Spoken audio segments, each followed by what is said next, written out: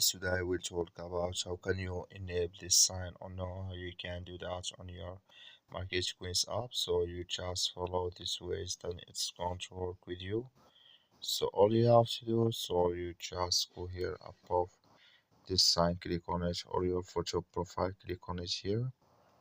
So then it's going to show for you like this like this here. Then all you have to do, you just click on settings here. You just click here on settings. It's going to show for you like this here. So then all you have to do now, you just click here on push notifications. You just click here on push notifications. It's going to show for you like this here. So then you go down, just keep pulling down here. So then you come here to quiz progress updates. So then you just click in this sign here.